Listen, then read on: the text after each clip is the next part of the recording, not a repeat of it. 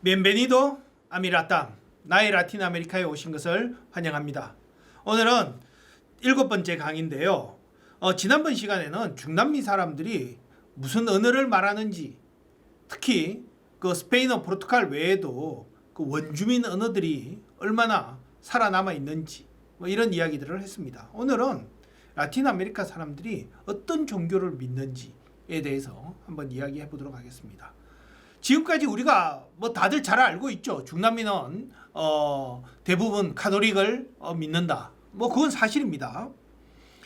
중남미 카톨릭의 그 비중이 어느 정도냐 하면요. 그 전에 여러분들 참고로 세계의 그 종교의 비중을 보면요. 세계에서 가장 많은 사람들이 믿는 종교는 이슬람교죠. 22.92%고요. 그 다음에가 천주교, 이게 이제 가톨릭이죠. 그죠? 로마 가톨릭. 천주교가 한 15.11% 정도 되고요. 세 번째가 힌두교가 13.52% 정도가 되고요.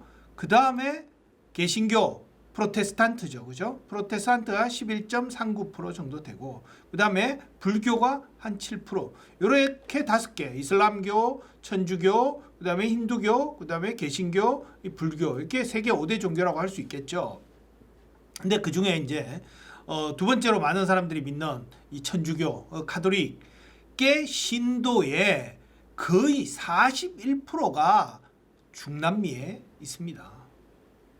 그리고 세계에서 가톨릭 인구를 믿는 인구가 가장 많은 나라가 어딜까요? 브라질입니다. 1억 3,400만 신도가 있습니다. 두 번째는 어딜까요? 두 번째는 멕시코입니다. 9,600만이 가톨릭을 믿고 있죠. 그 다음에 세 번째는 어딜까요? 세 번째는 미국과 필리핀이 세 번째죠. 그 다음에 5번째가 이탈리아예요. 그러니까 세계에서 가톨릭을 믿는 인구가 가장 많은 나라 1위, 2위가 이렇게 또 중남미에 있다는 사실입니다. 그러나 최근에 보면 이 중남미에 이 개신교, 특히 개신교 중에서도 루트교, 칼빈교 이런 전통 개신교 말고 미국에서 나온 복음주의파 있잖아요. 에방젤리스트. 이런 개신교 에방젤리스트의 약진이 아주 눈부십니다. 특히 어디서 그러냐 하면은 과테말라, 온두라스, 니카라구아, 엘살바도르 이런 나라에서는 개신교 복음주의파의 수가 비중이 31%, 37%, 41%, 40% 거의 30-40% 정도에 달할 정도로 이러다가는 앞으로 한 10년 후에 되면 아마 카톨릭 인구보다 이런 나라들에서는 개신교 인구가 더 많아질 수도 있겠죠.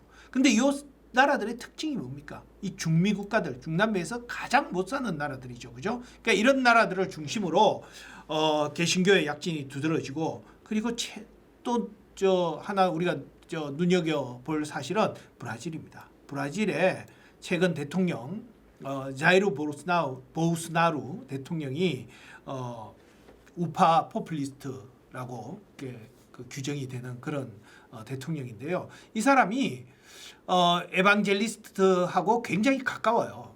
자기는 그 가톨릭이라고 그럽니다. 가톨릭이라고 그러는데 이스라엘 가서 세례도 받았고요. 개신교 세례도 받았고, 또 부인이 아주 절실한 그런 복음주의파 고요. 자기도 아마 이 복음주의파 신도인 것 같아요. 그런데 이제 워낙 그래도 브라질에서 아직까지 이 가톨릭의 비중이 크니까 대통령이 되려면 대놓고 나는 복음주의파다 이렇게 말할 수 없어서 그냥 가톨릭이라고 하는 것 같은데요. 그래서 그런 사람이 어쨌든 대통령이 됐거든요. 그죠? 그러면서 사실상 그 사람이 보수나루가 대통령이 되는데 뒤에서 모든 그 이데올로기적, 그 이념적인 그런 그 기반을 제시한 사람들이 다 이 복음주의파들이거든요. 그리고 이 복음주의파의 약진이 아주 대단해서 아마 브라질도 한 10년 정도 후에는 아마 개신교가 가톨릭을 더 앞서지도 않을까 그런 이야기들을 하고 있습니다. 그러나 어쨌든 뭐 아직까지 대부분의 중남미 국가들은 가톨릭이 70% 이상 이렇게 다들 되고는 있죠, 그죠? 그런데 그 가톨릭의 모습이 중남미의 가톨릭의 모습이 좀 색다른 그런 모습들을 하고 있습니다. 예를 들어서 멕시코에는 성모 마리아가 과달루페 성모인데요. 이 과달루페 성모는 멕시코에서 탄생한 성모 마리아인데요. 이 신화를 보면 이 디에고라는 그 목동이 이 테페약이라는 이 언덕, 지금 이 과달루페 성당이 있는 이 언덕이었어요. 이 언덕에서 어느 날 자고 있는데 꿈속에 성모 마리아가 나타났답니다. 나타나서 내가 여기 나타나서 여기다가 이제 성당을 지으려고 하는데 가서 그 신부님한테 그 이야기를 하고 여기다가 성당을 짓고 나를 모시도록 해라, 이렇게 이야기를 했다고 그래요. 그래서 그 디에고가 신부님한테 가서 그 이야기를 했더니만 신부님이 그걸 뭐 믿어줄 리가 없죠, 그죠? 믿어주지 않았대요. 그래서 디에고가 실망을 하고 다시 어느 날 여기 와서 또 자고 있는데 꿈속에 또 나타났다는 거예요. 그래서 그 묻더래요. 어떻게 됐냐 그러니까 그 이야기하는데 믿어주지 않더라고. 그러니까 그 성모 마리아가 그러면 상자를 하나 주면서 이 상자를 가져가서 그 신부님께 보여드려라. 그러면은 믿을 거다. 그래서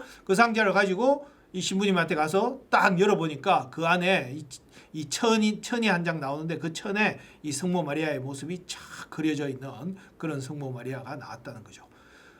그래서 그걸 믿고 여기다가 이제 그 성당을 지어서 거기서부터 이제 시작을 했는데 그 성모 마리아의 바로 피부색이 이런 갈색, 그 중남미의 원주민들과 같은 이런 갈색의 성모 마리아가 탄생을 한 거예요. 그래서 이때부터 이제 멕시코에서는 이 과달루페 성모 신앙이 그때부터 이제 시작이 된 거죠. 그러고 나서 나중에 성당을 지었는데 이 성당의 모습을 한번 보십시오. 이 과달루페 성당의 모습이 이 우리가 보던 기존의 성당들하고는 완전히 다른 모습들이죠, 그죠? 이게 무슨 모습을 닮았습니까? 피라밋의 모습을 닮았죠.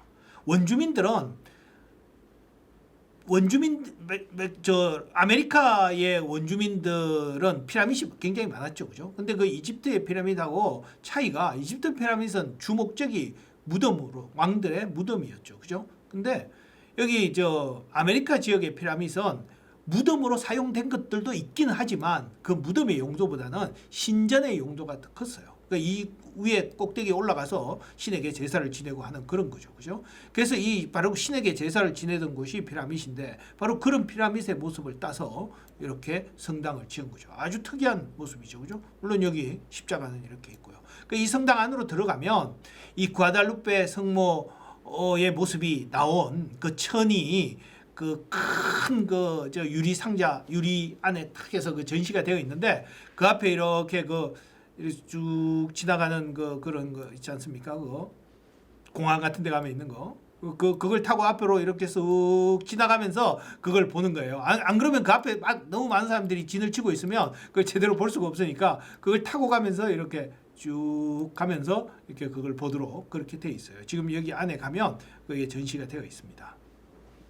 그 다음에 이 옆에 보면요, 이거는 이 사진은 제가 과테말라에 가서 직접 찍은 사진이에요. 과테말라 원주민 마을에 가서 보면 그 뒷산에 과테말라 그 원주민들이 가서 기도하는 곳이 있어요. 제가 갔을 때도 그 사람들이 기도하는 사람들이 굉장히 많더라고요. 거기 이제 꽃 같은 거 이렇게 막 꽃잎들 막 놔두고 그다음에 초도, 그 앞에 초도 이렇게 꼽아서 촛불도 켜고 그다음에 뭐 가지고 온 뭐 이렇게 제사 지내는 제물들 이렇게 앞에 좀 놓고 거기서 기도하고 이래요. 근데 여기 보세요. 이렇게 십자가가 있잖아요.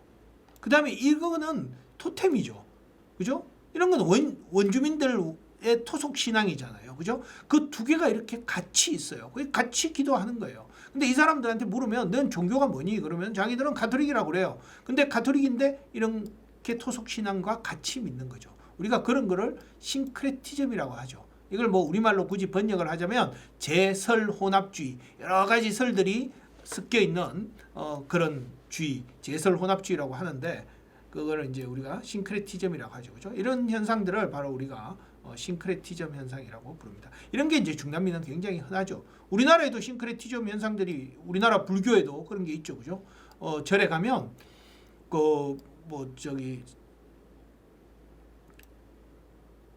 석가모니 부처님만 모시는 게 아니라 그 옆에 보면 삼신당, 그다음에 산신령을 모시는 그런 데도 있고, 그죠? 그래서 이 석가모니 부처님한테 빌러 와서 빌고, 여기 삼신 할머니한테 가서 아기 낳아달라고도 빌고, 그다음에 산신령한테 가서도 빌고, 이렇게 그 절에 가면 그런 것들이 있지 않습니까, 그죠? 이런 것도 다 싱크레티즘의 모습이라고 할 수 있겠죠.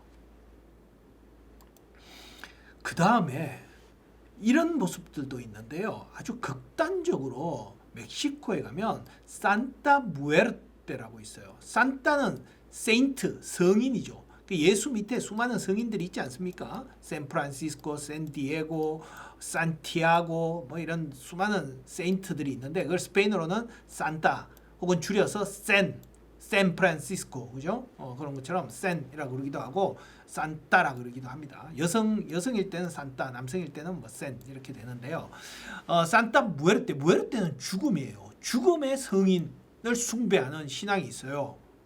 이거는 이렇게 해골을 성인으로 떠받드는 거예요. 이 해골이 또 막 원주민들이 쓰는 그런 막 모자들을 막 쓰고 있어요. 여기 가서는 이 제물로는 담배와 술을 바쳐요. 여기 가서 이제 뭘 빌겠습니까? 죽음에 대한 두려움 이런 거를 여기 가서 위안을 얻기도 하고, 그 다음에 그 상대방을 어떻게 싸워서 내가 이길 수 있도록 해달라 이런 것도 빌고 이렇게 하겠죠, 그죠? 아마 근데 이걸 믿는 사람들이 멕시코와 미국 남부 지역 이런 지역에 지금 신도가 약 한 1,000만 명 정도가 된다고 합니다. 그러니까 가톨릭 신도의 한 10분의 1 정도는 이 산타 무에르테를 믿고 있다고 하는데요. 아마 이런 거를 믿게 되는 이유가 주로 이제 이걸 믿는 사람들이 그 감옥소, 형무소 이런 데 있는 사람들, 범죄, 그다음에 그런 사람들, 그다음에 멕시코에 그 유명한 그 우범 지역이 있어요. 멕시코 시티에 떼피또 이런 곳에 가면 이 종교를 믿는 사람들이 많다고 하는데, 아마 그런 폭력에 노출된 그런 사람들이 좀 그런 언제 죽을지도 모르잖아요. 이런 사람들 마피아들, 그죠? 서로 간에 막 총질하고 이러면서 언제 죽을지도 모르니까 그런 죽음에 항상 노출되어 있는 거죠, 그죠? 그러니까 거기에서 어떤 이런 산타 무에르테를 통해서 좀 마음의 위안을 얻으려고 하는 게 아닌가. 그래서 이런 종교를 믿는 것이 아닌가 싶은데요. 이게 이 사람들은 근데 니들 종교가 뭐니? 그러면 가톨릭이라고 그래요. 근데 로마 교황청에서 이건 가톨릭으로 도저히 인정할 수가 없다. 이런 폭력을 숭배하는 이런 종교는 도저히 우리가 아무리 가톨릭 신도도 좋지만 이거는 우리가 정식으로 인정할 수 없다. 그러고 있는 상황입니다. 하여튼 멕시코의 가톨릭은 이런 모습도 띠고 있다는 거. 그 다음에 중남미의 가톨릭 중에 아주 또 특징적인 게 이 해방신학이라는 건데요.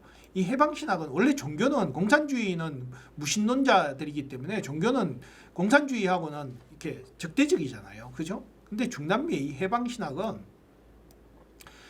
마르크스주의하고 결합을 해요.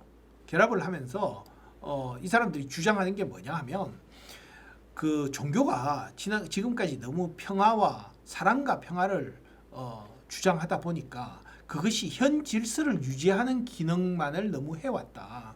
그러니까 이 빈곤층 사람들은 그러는 거죠. 교회에 와서 위안을 얻고 싶어서 교회에 와서 신부님께 이 세상이 너무 힘들어요. 그러면 신부님들은 해결을 해주지 못하고 그냥 힘들어도 꾹 참아 열심히 착하게 살면 천당 갈 거야. 그런 정도로밖에 대답을 해줄 수가 없는 거죠. 그래서 과연 이게 종교의 역할이냐. 그러면서 이 사람들이 그 구약으로 돌아가자 그래요.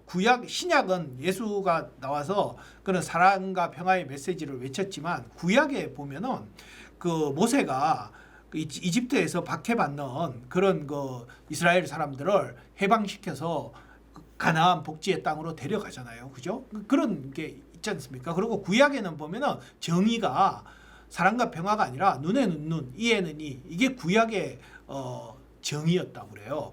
그래서 그런 거를 찾아서 우리가 이런 빈곤, 이런 불평등한 중남미의 그런 불평등한 사회를 종교의 힘으로서 그런 사람들을 구원해 주는 것이 그게 진정한 종교의 역할이 아닌가, 이 사람들에 대한 사랑이 아닌가, 그런 식의 생각을 하면서 나온 게 바로 해방신학입니다. 그래서 이게 한때 해방신학이 굉장히 유행을 했었고요.